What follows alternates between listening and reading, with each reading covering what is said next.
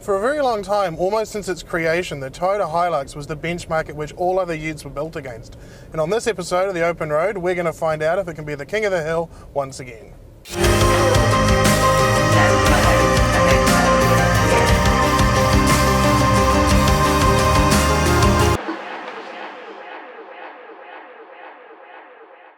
The biggest problem when reviewing a vehicle like this is so much of what people's opinions are based on is actually nostalgia and emotion from years gone by. You look at the likes of what Barry Crump and Top Gear did with these vehicles, it sets the new standard, but that's not what this vehicle is anymore. If we look at the facts and figures, you'll find that this vehicle is actually very middle of the road. Now that being said, we're not driving the top offering, we're driving the SR5, and the wonderful thing about that, for those of you not in Auckland, it comes with a 6-speed manual gearbox. Let's see what else she's got.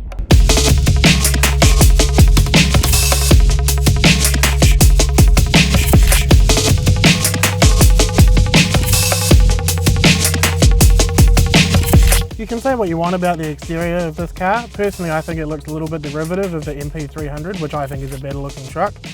Inside, it's a bit unimaginative, which is a bit of a shame.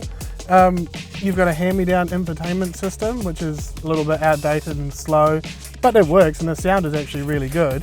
It's got a great air conditioning system, works really well. A couple of 12-volt outlets and a USB input for your music. But I guess realistically, if you're looking at this as a tradies vehicle, you wouldn't want to expect too much. So let's see how she drives.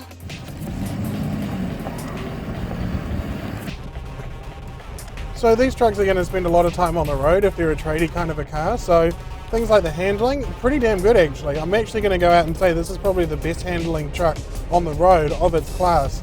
It doesn't have that sharpness that a lot of the other vehicles have these days, which when they come with their alloy wheels and their low profile tyres, this comes with proper tyres. So it actually drives really nicely, but it also handles the corners quite well too. So overall it does come up with a very nice ride. The gearbox is really easy to use, the seats are really comfortable. I wouldn't mind if the steering wheel could come up a little bit higher. I think tall people might have a little bit of an issue with that.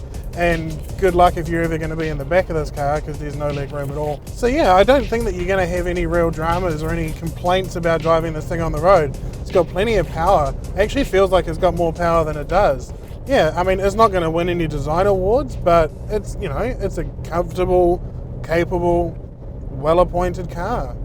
That being said, this is an off-road truck. It does a real proper four-wheel drive system, so I think the important thing now is to take it off-road and see how it'll go there. It has to be said, this is a very easy truck to drive off-road.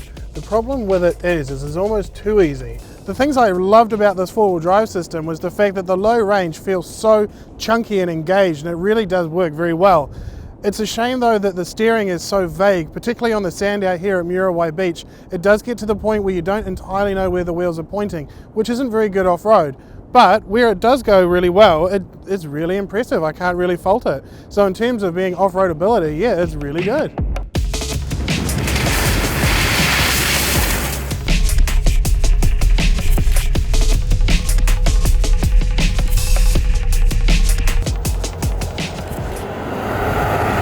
So, do I think that the Hilux is the king of the hill? No. Unfortunately, I think that there are a few shortcomings with this particular Hilux, and I think the bigger thing to take into account is that so many other people have looked at the Hilux as a benchmark for so long that they've now caught up and matched it, and now you're so spoilt for choice. There are so many options out there between the VW Touareg and the MP300 we drove recently. I think that there's just so many vehicles available in this category, and they're all so very closely matched. I don't know how easy it's going to be to find a real king of the hill, but this ain't it.